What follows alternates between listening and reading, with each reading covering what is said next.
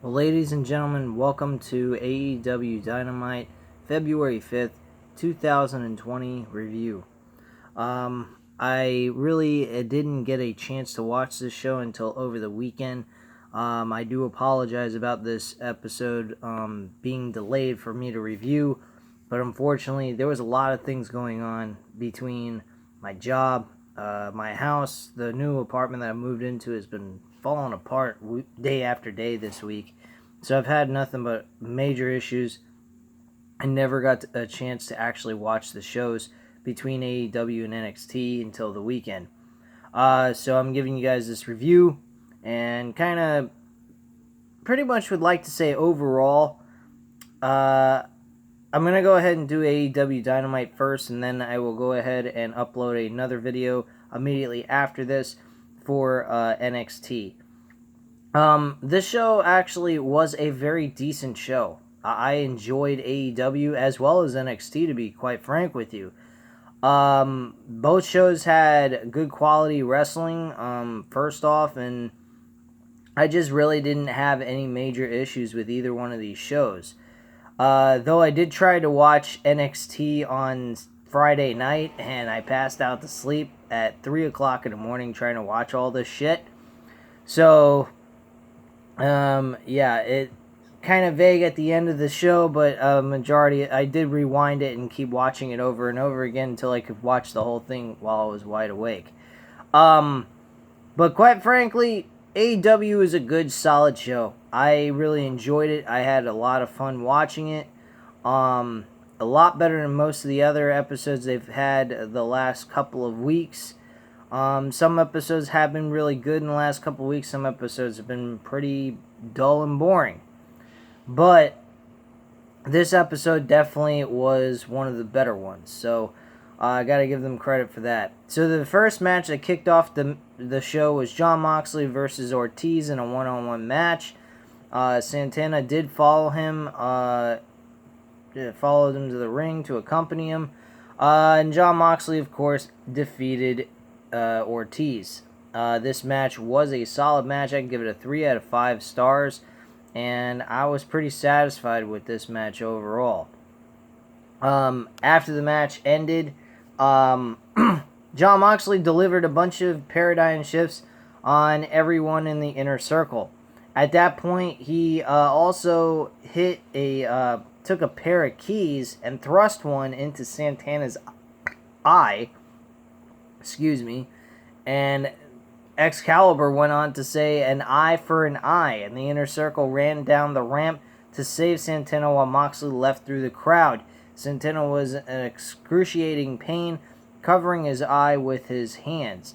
There's a fine line between genius and insanity, and right now, Moxley is straddling that line, said Jim Ross. So that was pretty good. I don't like that comment that came from Jim Ross. The next match after that was SCU, Frankie Kazarian and Scorpio Sky versus the Best Friends. I have to say this, Chuck Taylor and Trent Beretta have been on a fucking losing streak like nonstop, and yet they keep getting highlighted in these shows. I don't know why. If you're going to highlight them and put them in these matches, have them win once in a while. These guys have been losing all the time. So they haven't been doing much of anything. SCU picked up the victory here. And they come up with a really good matchup, though. Don't get me wrong. Trent Beretta and Chuck Taylor do a great job together and perform very good tag team matches.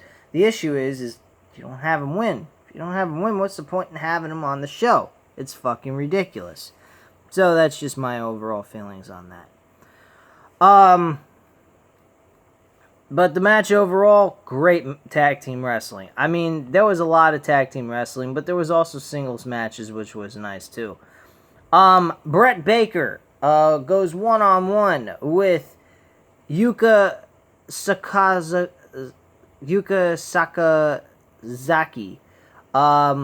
This was the debut of Sakazaki in this matchup here, and Brett Baker picks up the victory and also knocks out one of her teeth. her tooth fell out of her mouth. She got her mouth pressed up against the rope, and then Brett Baker took her foot and jammed it right in the back of her head, and fucking knocked one of her tooth out of her mouth, and she was bleeding all over the place. Now I don't know if to believe this is real, or she had something in her mouth the whole time, and she was supposed to bite on something to make blood come out of her mouth, and that was that. But apparently, she had a tooth actually come out of her mouth. I don't know if that means it was real or it was fake, which is pretty damn good on AEW's part to make me think that this could be, fake, or it might be real. So I didn't know which one to believe, quite frank with you. So, Brett Baker and her match, though, was a fucking joke. Didn't really care for this match whatsoever. Brett Baker is really a dull, boring character. What she does on the mic now with playing a heel, she does that pretty well, but otherwise, I don't particularly care for her or what she has to offer in the ring. It just really seems pretty pathetic, in my personal opinion. But anyway, moving on. We had a 8-man tag team match with Kenny Omega, Adam Hangman Page, and the Young Bucks with Matt Jackson and Nick Jackson, dumbass. Versus the Lucha Bros, which was Pentagon Jr. and Rey Fenix and the Butcher and the Blade with the Bunny. This match, folks, this was a good 8-man tag team match. High amount of pace went on in this match. This match was back and forth, hard-hitting shots, knee triggers all around by Kenny Omega. Super kicks by both the Lucha Brothers and the Young Bucks. They did a great job in this match. I mean, everybody had an opportunity to shine in this matchup. There was a moment in time of this match where Adam Hangman Page felt isolated kind of in the beginning of the match.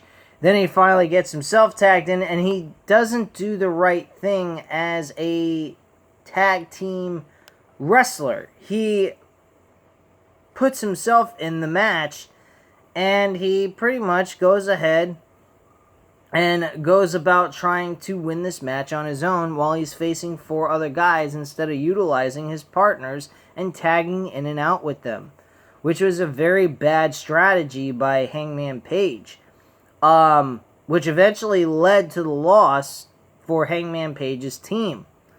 That really got the Young Bucks very upset, very frustrated. Throughout the rest of the show, you get to see like 2 other segments where they are kind of like upset with him. They were kind of upset with Kenny Omega for backing him up, and, being more understanding about Hangman Page's decision. And it seems to me like they're kind of going in a direction, which has always seemed to be the case since, like, the last month or so, that Hangman Page has got this chip on his shoulder type of thing. He's also developing an alcoholic problem, which is leading to him having trouble with his friends and close workers that he's friends with in the company. So it's leading him to become more hard to deal with as a human being, with him having an alcoholic problem. I kind of like it. I think it's very new and unique. It's different. I don't think it's ever been done before in any wrestling company.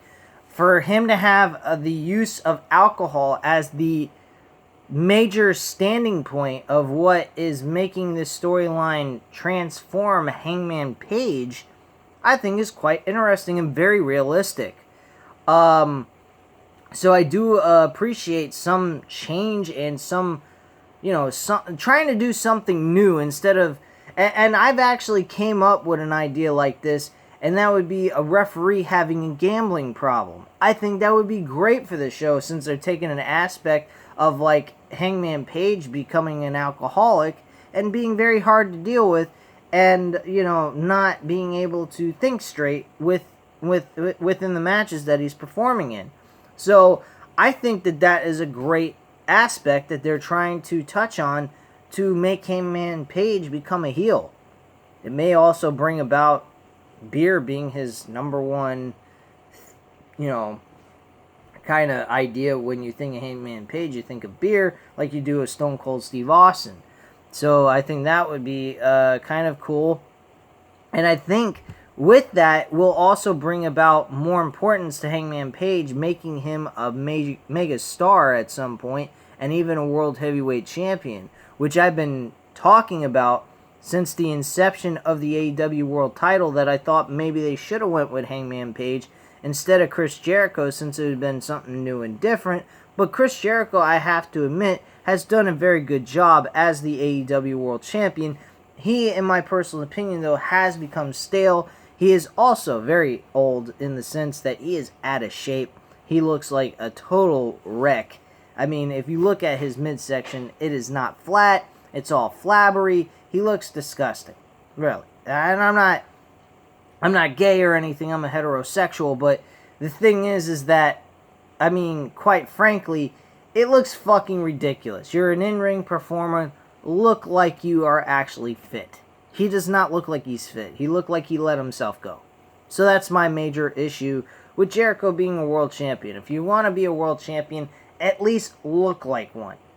He looks like a world champion with the clothes on, but when you take the clothes off and you just wear the tights and the top of your top of your body looks like a big giant wab of flab, like you could have been a fan in the audience, I'm sorry. I think that's a major fucking setback for Chris Jericho. Just my overall opinion, but that's just me.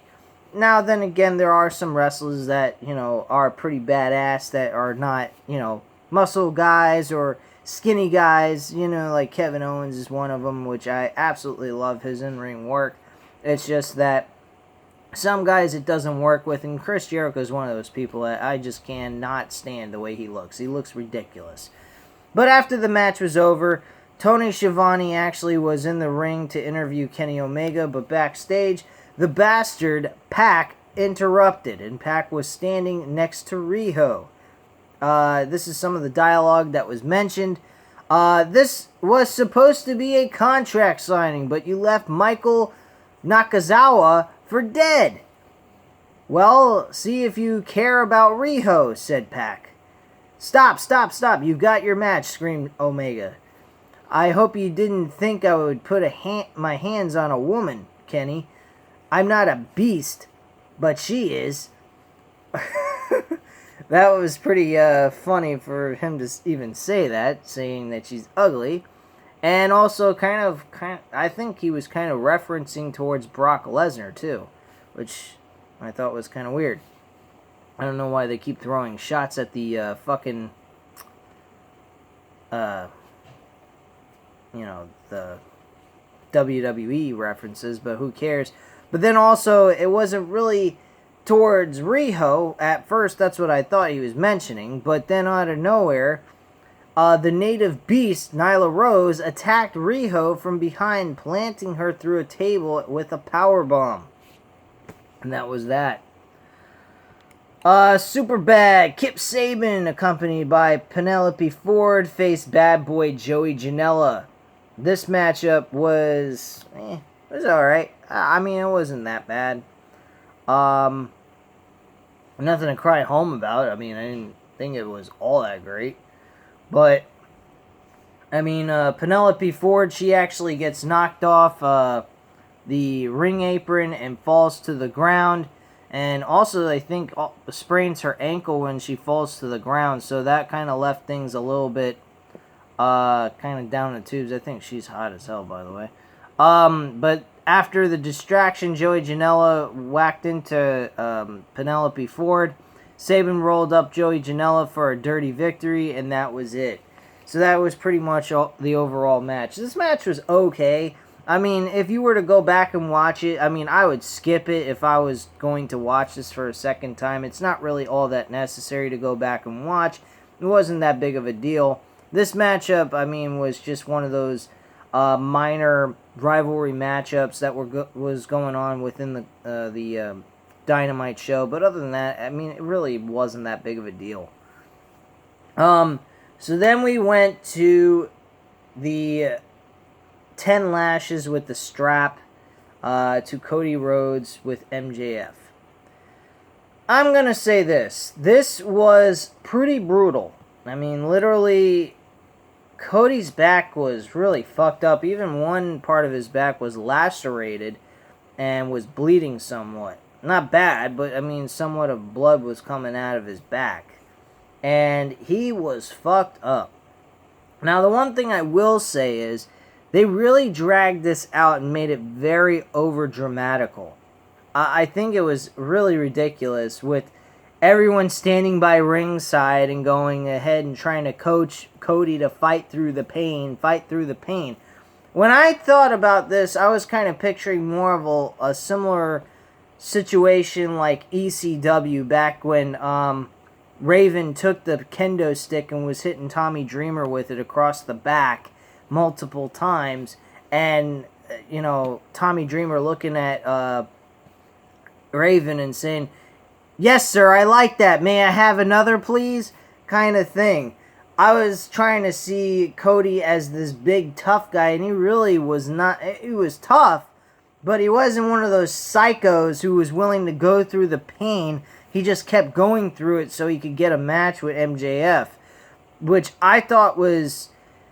It was still good. I mean, what they were trying to do and trying to accomplish here, but they didn't need it to go for almost 30 fucking minutes. I mean, this went, not maybe 30, but it went about 20 minutes. And I don't think that they needed to do that to accomplish what they were trying to get at. In 10 minutes tops.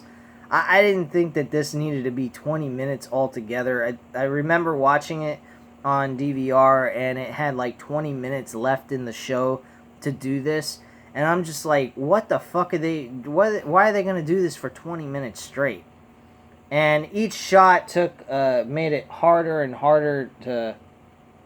It just was really ridiculous. I'm sorry, I just felt something on my rug here, so I was trying to move it away from me. Some piece of dirt I threw in the corner of the room. Anyway,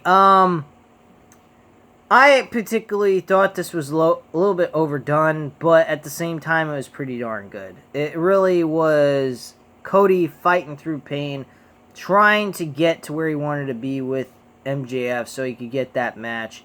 He also now has to go through Wardlow in a steel cage match, which will be fun as hell to watch. Though, unfortunately, if they really are going to have this match, Wardlow is going to have to receive his first loss. Now, Wardlow, to me, seems like Diesel from Kevin Nash from WWE back in the day for fucking MJF. So he seems like to be he seems to be Diesel to Shawn Michaels like Wardlow is to fucking MJF. That's how I'm kind of looking at it. Personally, I thought that this was a little bit